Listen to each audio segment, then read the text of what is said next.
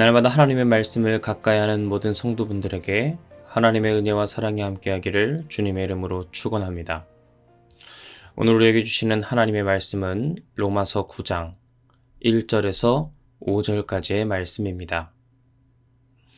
내가 그리스도 안에서 참말을 하고 거짓말을 아니하노라.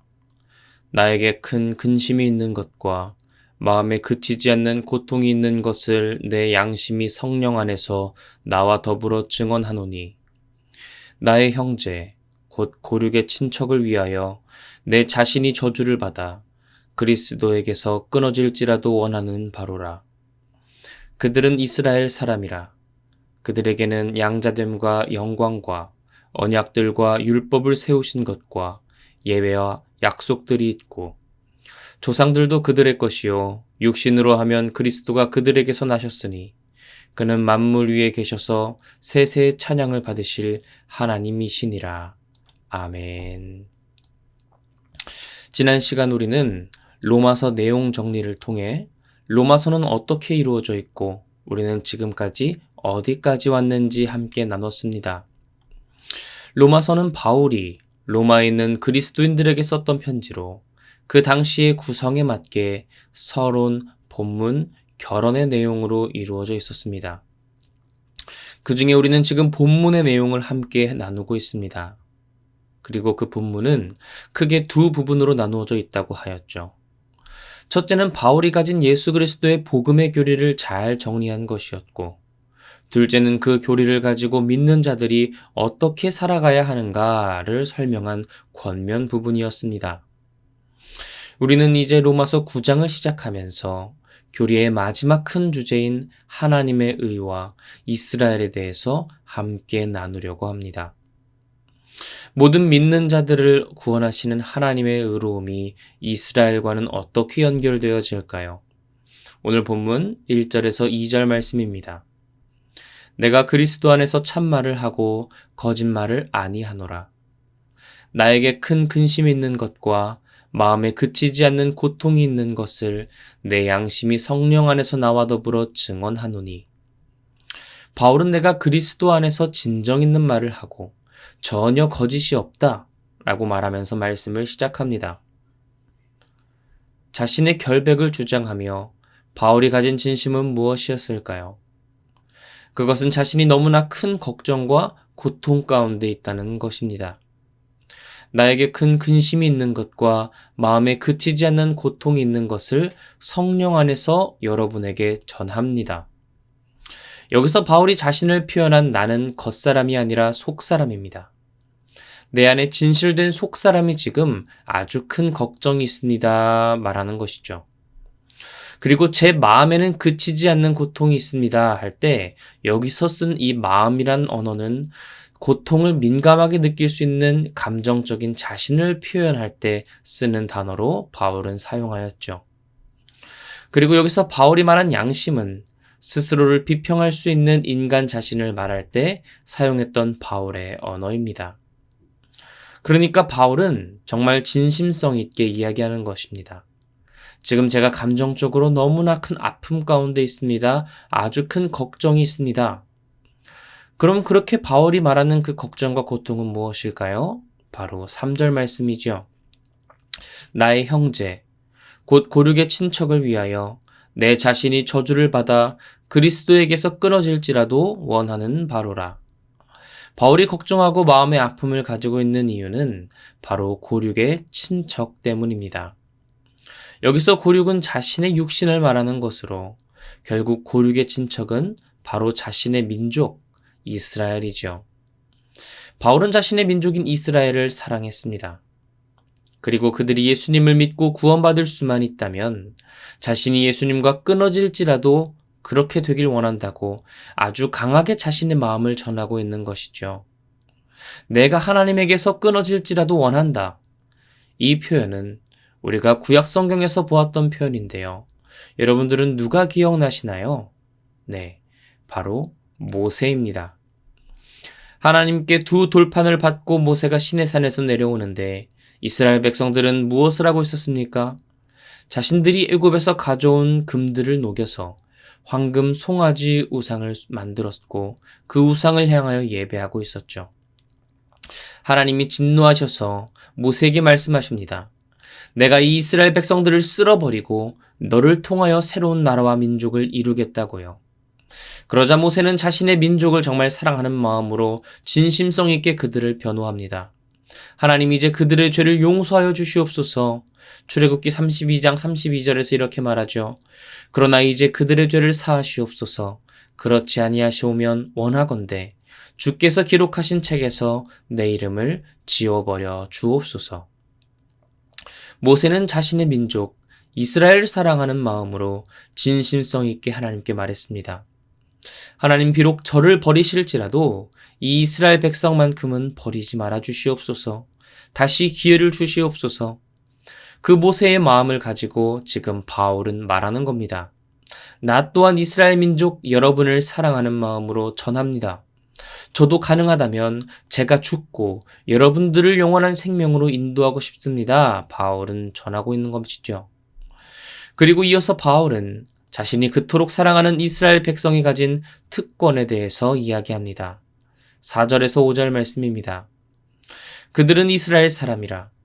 그들에게는 양자됨과 영광과 언약들과 율법을 세우신 것과 예배와 약속들이 있고 조상들도 그들의 것이요 육신으로 하면 그리스도가 그들에게서 나셨으니 그는 만물 위에 계셔서 세세의 찬양을 받으실 하나님이시니라.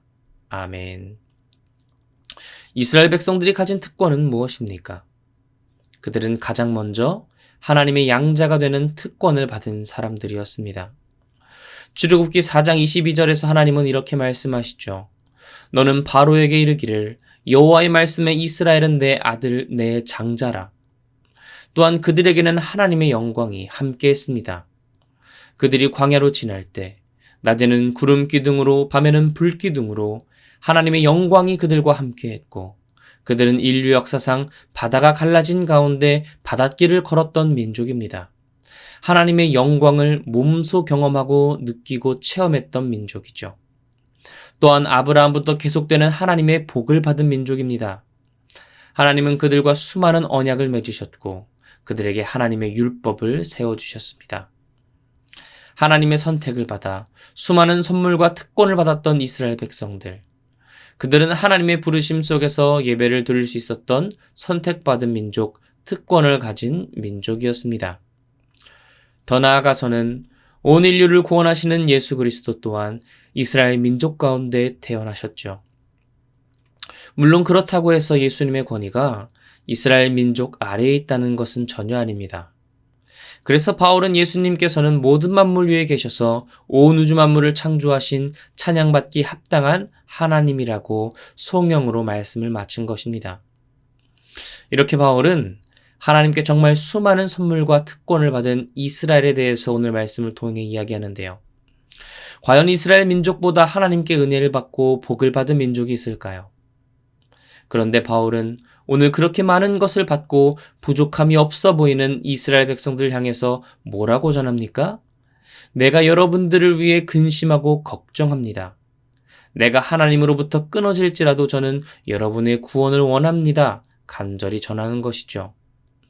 이 말은 그토록 영광스러운 하나님의 선물을 받았던 이스라엘 여러분, 여러분은 지금 죄와 사망 가운데 있습니다.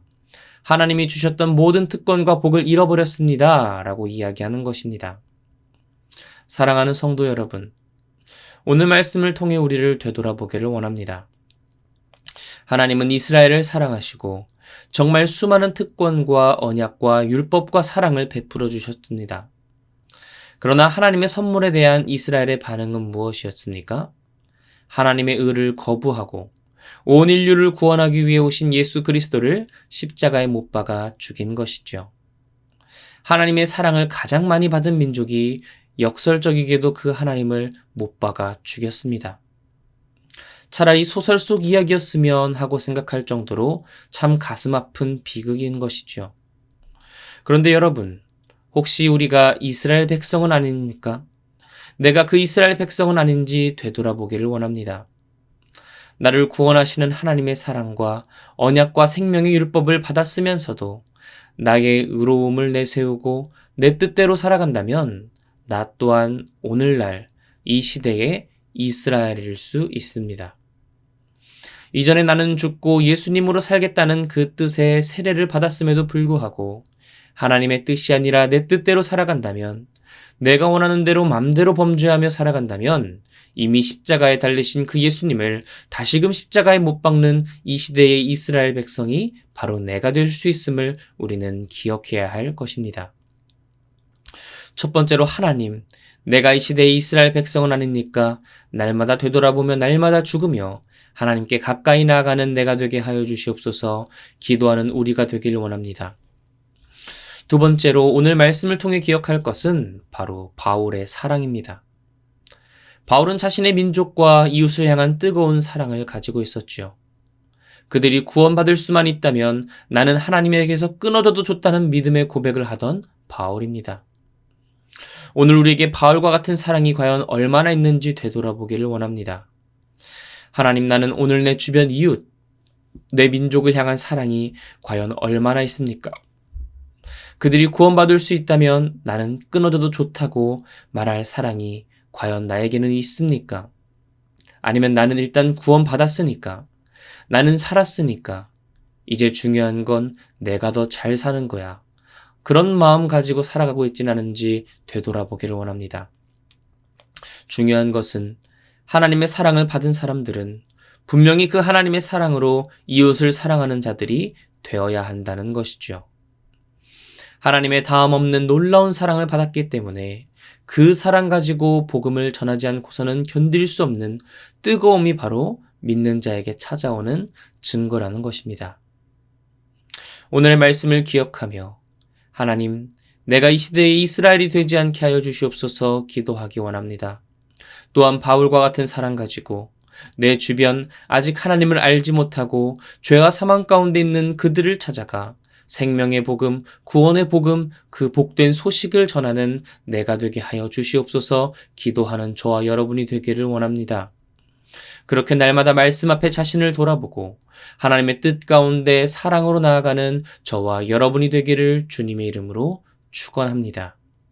이 시간 말씀을 기억하며 말씀을 묵상하며 제가 기도하겠습니다. 할렐루야. 은혜와 사랑이 많으신 하나님, 오늘도 복된 새 하루를 허락하시고 이 새벽 말씀 가운데 기도 가운데 주님 앞에 나아가게 하시니 감사드립니다. 하나님, 이 시간 하나님의 의와 이스라엘에 대해서 함께 나눕니다. 하나님은 이스라엘 백성을 사랑하셔서 그들을 부르셨고 그들을 택하셨고 그들에게 한없는 영광과 사랑과 율법과 특권을, 하나님을 예배하는 기쁨을 그들에게 허락하셨지만 그들은 자신의 의를 따라 하나님을 저버리고 하나님이 이 땅 가운데 오셨음에도 불구하고 그 하나님을 십자가에 못 박아 죽이는 어리석은 행동을 하였습니다. 하나님, 이 시간 그 어리석은 이스라엘 백성이 내가 아닌지 돌아보게 하여 주시옵소서. 하나님의 그 사랑, 하나님의 놀라운 그 은혜 받았음에도 불구하고 값싼 복음으로 받아 오늘도 내 뜻대로 살아가고 하나님의 말씀이 아닌 내 생각대로 살아가고 있진 않은지 되돌아보게 하여 주시옵소서. 날 위하여 십자가에 달리신 그 예수님을 다시금 십자가에 못 박는 어리석은 오늘의 이스라엘 백성이 내가 되지 않게 하여 주시길 원합니다. 또한 바라고 기도하옵기는 바울이 가졌던 이스라엘 백성들을 향한 그 사랑을 오늘 나에게, 오늘 우리 화평교회에 허락하여 주시옵소서. 내 민족이, 내 백성이 구원받을 수 있다면 나는 끊어져도 좋다는 그 사랑의 고백이, 그 사랑의 믿음이 우리 가운데 뿌리 내려져서 하나님, 정말 하나님을 향한 사랑 가지고 내 이웃을 향하여 예수 그리스도의 그 생명의 소식, 복된 소식을 들고 나아가는, 담대하게 복음을 전하며 나아가는 우리 자신, 오늘 내 하루가 될 수 있도록, 이 화평교회 될 수 있도록 하나님 붙들고 인도하여 주시옵소서. 날마다 하나님께 가까이 나아가며 믿음 가운데 걸어가는 우리가 되기를 원합니다. 감사드리며 이 모든 것 살아계신 예수 그리스도의 이름으로 기도하옵나이다. 아멘.